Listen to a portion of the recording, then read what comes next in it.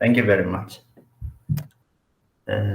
So I would like to say thank you for the this conference organizer and the participants. My name is Gutama Namomsa DARAJE. I'm from Ethiopia actually, and I'm senior university lecturer at University of Ambo University, which is found in Ethiopia. So currently I'm PhD student at Hungary, University of Public Service. My title is for this conference is Children's Rights and the Parental Responsibility, Ethiopian Perspective. So shall I continue?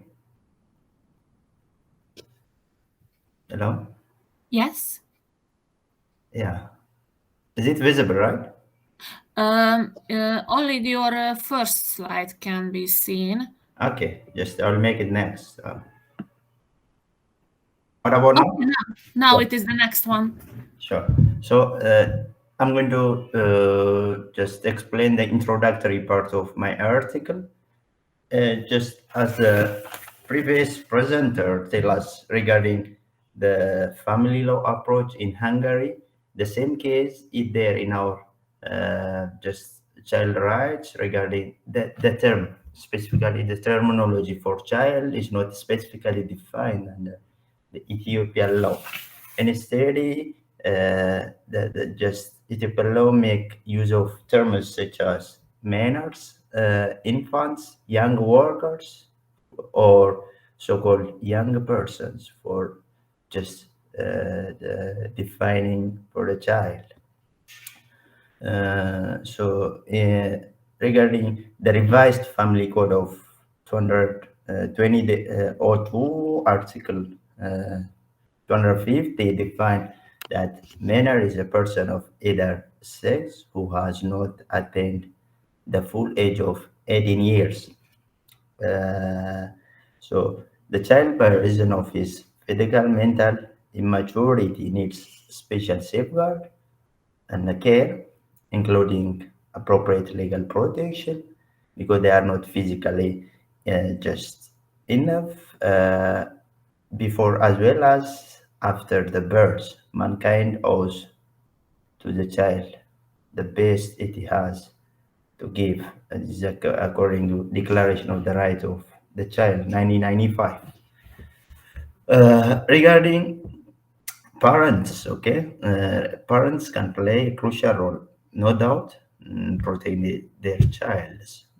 So social scientists, especially, just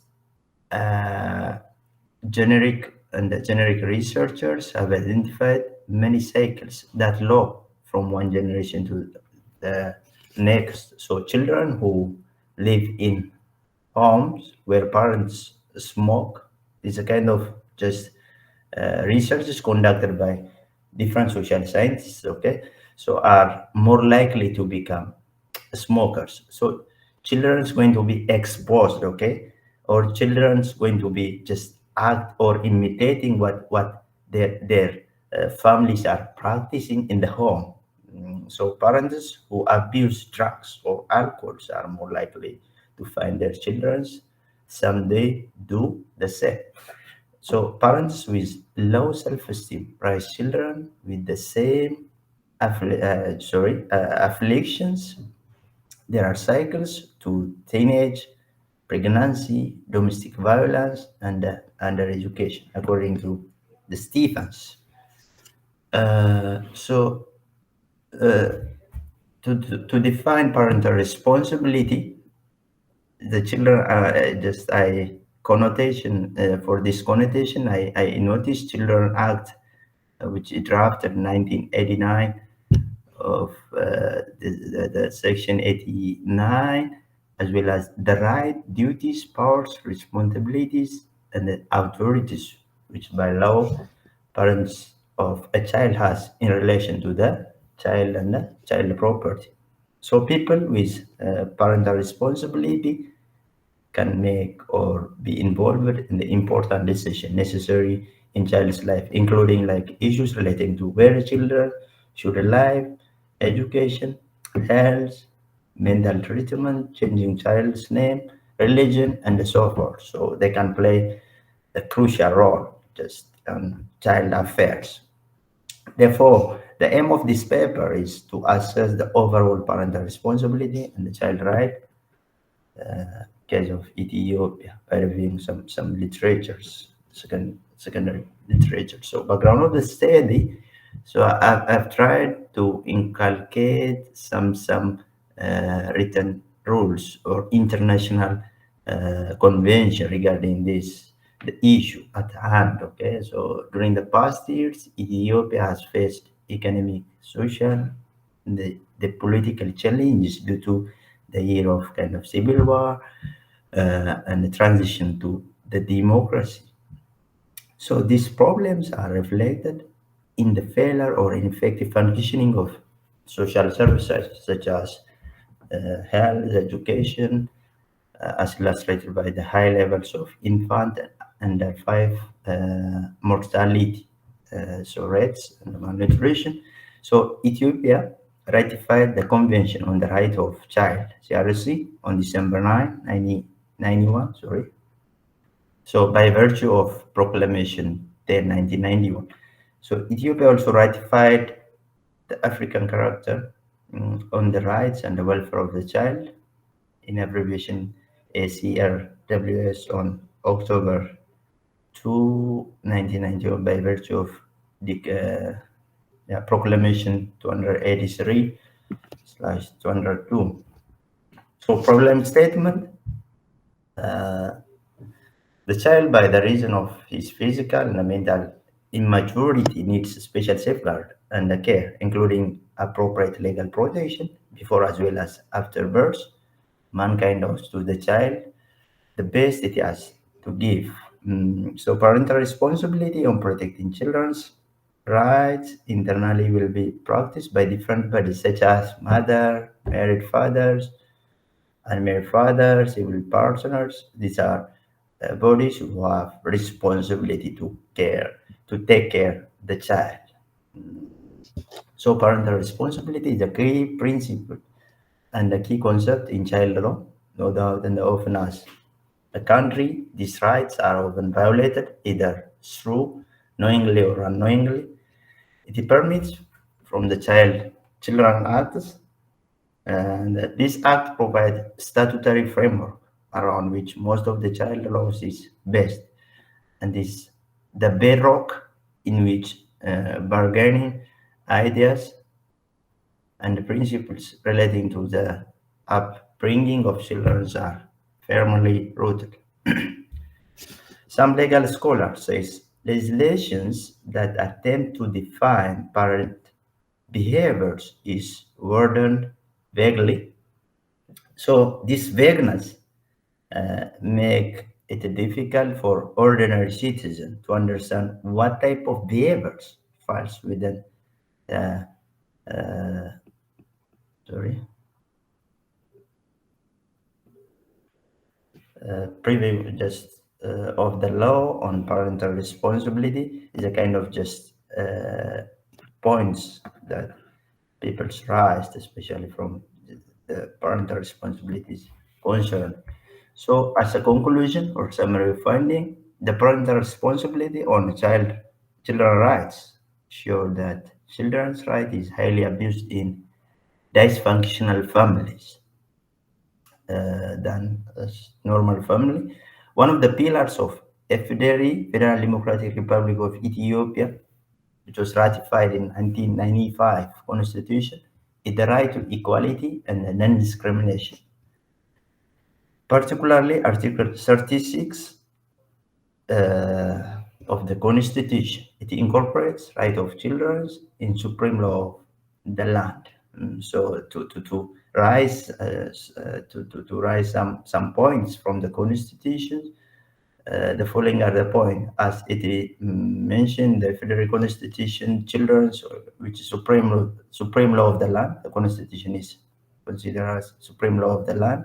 So every children had the right to life, to name, nationality, to know, and be cared for by his or her parents or legal guardians.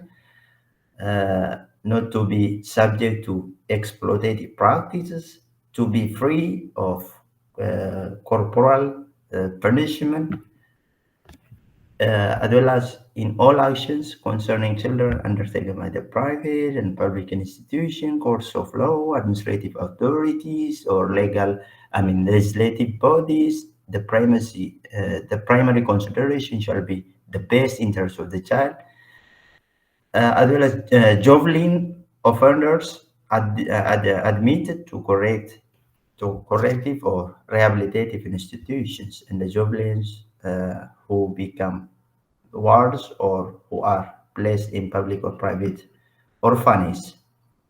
Orphanage shall be kept separately from adults. Other sections under these constitutions regarding child rights, children born out of wedlock shall have the same right as the children born of wedlock. The state shall accord special protection to orphans, and shall encourage the establishment of the institutions which ensures and promote their adoption and the advancement of their life. Actually, just I put and as you can see in this table, the minimum protective legal age defined by the Ethiopian legislations. So I put as for the boys and the girls separately. End of compulsory education, for instance, it's not defined in the constitutions or family code or other aspects. The marriage, boys should be 18 years old and above. For girls too, sexual concern 18 years, voluntary enlistment in the armed force, fit and the willing. Actually, willingness should be there. Fitting means minimum 18 years above. Conscriptions in the armored force. Fit and willingness should be there. Participation to hostility, it's the same case. Admission to employment, it's for boys and the girls. Minimum 14 years old and above. Criminal responsibility 9 years old and above. Deprivations of liberty in the imprisonment 15 years old above. Capital punishment 18 years old. Giving testimony in the court, it's not defined actually. So loading complaints and the seeking redress before a court or other relevant authority without parental consent 18 years old. Legal and medical consent, the counseling without parental.